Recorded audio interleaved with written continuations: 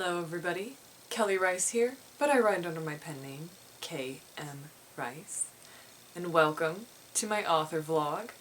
If you're watching this in a timely fashion, it's trippy because I'm actually in Ireland, but I filmed this before I left so that you would still have content that will hopefully aid you in your creative endeavors while I'm away galloping through the Emerald Isle. And I'm very excited because Ophelia Afterworld Book 1 is coming out on May 18th, and it is the start of my Afterworld series that is 4 books long and will take you to places that hopefully you've never been before. I certainly hadn't, in fiction. Or in real life. So they were a blast to write, massive challenge, and I'm excited to finally be sharing them with the world. So, without further ado, it's time for me to talk about today's vlog episode. In fact, that's a nice transition, because today I wanted to discuss what should a writer be reading? Well, it should only be K.M. Rice books. I'm just kidding, that's a total lie. Yeah, if you're watching this, maybe check out my books just to see, like, how legit is she? Like, should I even be listening to this person? Or is she, like, is she, like, animal on the drums on the keyboard? You don't know! So if you're not reading my stuff, you're taking that risk. But I also believe that people can be good at sharing advice and insight and educating and maybe not be the best at their craft. And I certainly am not the best at my craft. I just share what I know. And as you guys know, I have a Master of Fine Arts in Creative Writing, Screenwriting, and Fiction. And I've done it a lot and read it a lot. So I'm here to share what I do knowledge I do possess, and this vlog episode is going to have a very short answer and also a longer answer, but the short answer to what should a writer be reading is whatever the hell they want. So wherever your interest takes you, follow it. That's the short answer. The long answer will just be, like all things on this vlog, my opinion, and I'm hardly the authority and so subjective that everyone has a place at the table. So again, like everything that I say, take what you need and leave the rest behind. And I don't know, last time I said something like burn me in effigy, but you don't have to go that far. I hope. Anyway. I thought a fun way to do this would be to show you what is on my nightstand. So I'm obviously a writer. What is Kelly reading? What is this writer reading? She's reading a book on Beltane. This book is categorized as body, mind, and spirit and witchcraft. And it goes into rituals, recipes, and lore for May Day, because May Day's coming up in my timeline. By the time I upload this, it might be right around the corner or have just passed. But I wanted to learn more about May Day, so I've been reading this piece on May Day. So it's sort of like cultural enrichment. That's one thing. What am I rereading? J.R.R. Tolkien's The Two Towers. I'm almost done with it. I won't go into Tolkien in too much depth right now because most of you already know that I am a staff member on the OneRing.net, the premier site for J.R.R. Tolkien fans. I'm one half of the web series Happy Hobbit, and you may soon see me and my sister in all of our hobbity glory in a medium you haven't seen before, but more on that later. What else am I reading? The Wind in the Willows by Winston Graham. This was a book that I've always been curious about, and it's a classic that I never read as a child, so I wanted to read it as an adult. I like reading things like this because they are light, and I'm old, and when I read at night, I fall asleep. I can't tell you how many times I've suddenly woken up at 3 in the morning with my arms aching because they're like this, and I'm like, what? Huh? And it's always distressing, yet it keeps happening because, like I said, I'm old. What else am I reading? The Peoples of Ireland from Prehistory to Modern Times. I actually won this in a silent auction at our local Burns Night Supper. I was very excited. There were a bunch of books there that I wanted, and this was one I actually got. So this is to inform some projects I'm working on. So there's that. Alright, next up we've got a journal and another journal. See, this is how discombobulated I am. Some people will have one book and they'll read it all the way through before they start the next. As you're seeing, I have a massive stack of books and I hop around based on what I'm interested in. And apparently I do the same with journaling. I'm not a very consistent journaler, but I tend to keep this big one for writing more lengthy things and this little one for, I don't know, poems, observations, travel, that sort of thing. So some of your Patreon rewards, the Scribblings tier, those are actually composed in this lovely little notebook. So, yeah. What else am I reading? Ooh, I haven't started this one yet. Flann O'Brien's The Poor Mouth, which my friends in Dingle insist is the book. Should have read this by now. It's a children's book. I haven't. But I must. Icelandic Folk and Fairy Tales. Another book I have not started. This was brought back to me as a wonderful gift from a friend who went to Iceland. And very similarly to children's books or books for classics more geared towards kids, I love reading folk tales, fairy tales, fables, especially at bedtime. I read all of Grimm's fairy tales unabridged. It took me like over a year, but I love it because the stories are short, they're relatively simple, they're not complicated, so when you have a tired mind, they're easy to read, yet there's stuff in them that might not make sense, and that might not be because you're tired, it's just because the sausage took a walk down the road, and the freaking sausage wanted to take a walk down the road, and you just accept it, dude. You just accept it, and you read about that sausage's adventure. That's the Grimm's fairy tales. So I love stuff like that, and I love the weirdness, and I think that, you know, when you read before bed, supposedly your mind incorporates it differently than when you're doing it when you're fully awake and are going to be awake for hours. Supposedly your subconscious synthesizes it and kind of ferrets it away in a more, in a manner that's more conducive to actually learning.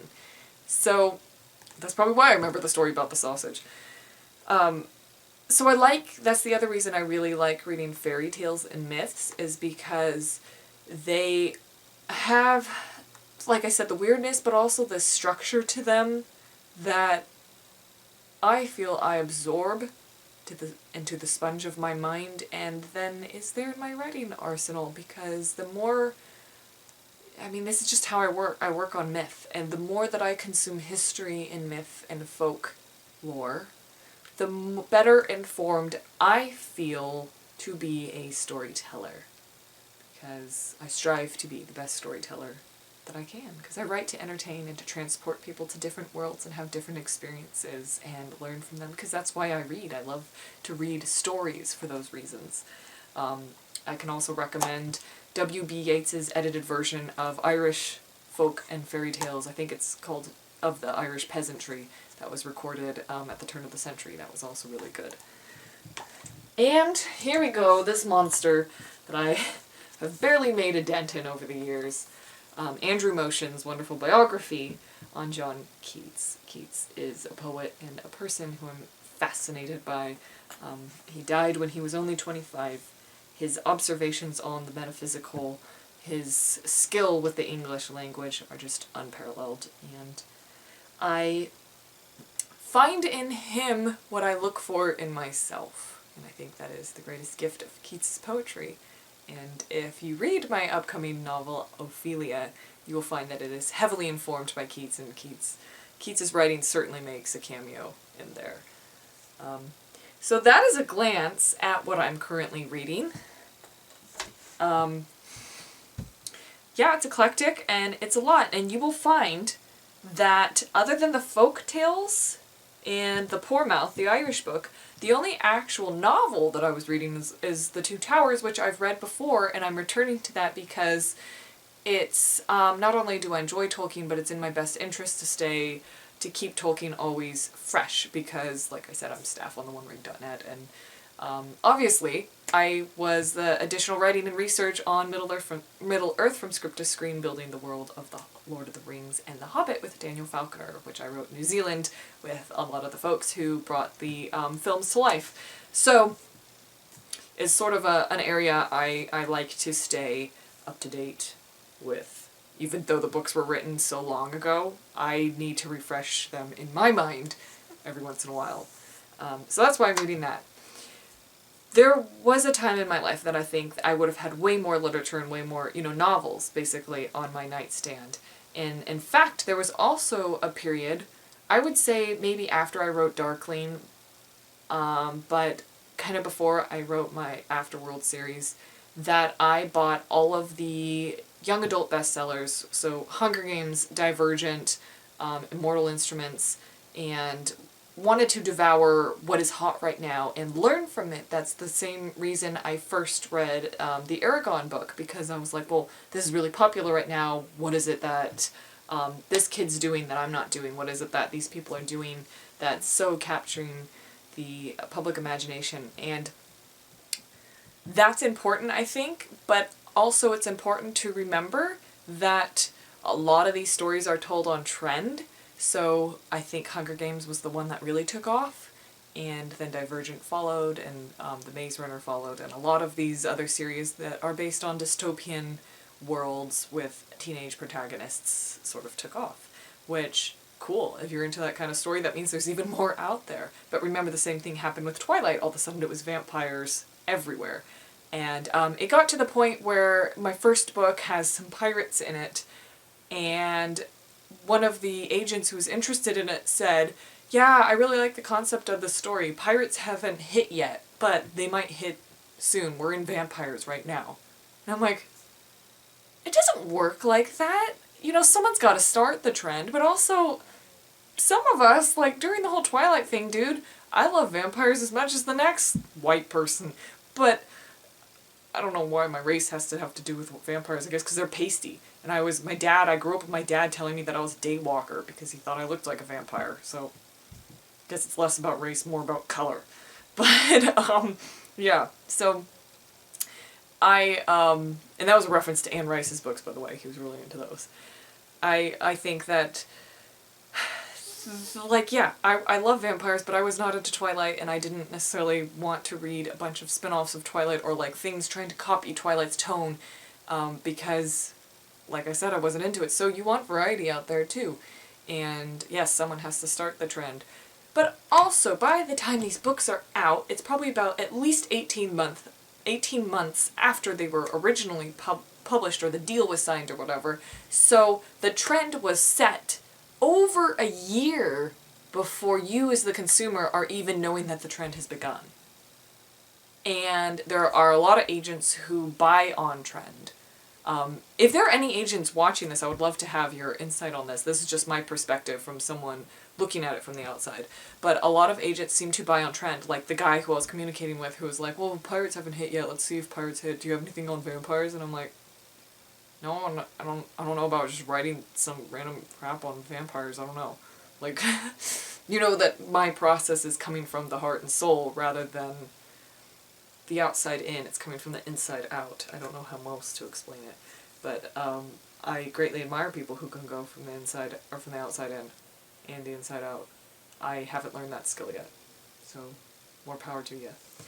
But yeah, it's so do read the stories that move you, the stories that you're gravitating towards, especially if they're in a genre. I think that urban fantasy, like a lot of the dystopian novels I just listed, is certainly a genre that's still alive and well. Just because it's not the hottest thing, or any genre isn't the hottest thing at the moment, doesn't mean that it's not something that is worth your time and investment, especially if those are the stories that you like to tell. So, of course, familiarize yourself with the genre in which you feel that you're going to be writing in, or that you do write in, especially if you're trying to write along conventions, because then you need to know what are the rules of the genre that you're in. And I'm talking about category fiction, like romance, mystery, sometimes high fantasy, that sort of thing. But if you're like me and you don't really write to those genres or fit in those genres, for me it's more about what story captures my imagination enough that I have to get it out, or want to encourage it to come out, because sometimes they're a little shy. So I found, like I said, I went through the phase of trying to stay up to date and read all these things. And some books I enjoyed, and some books I didn't, and some I kind of enjoyed parts of, but didn't enjoy other parts of.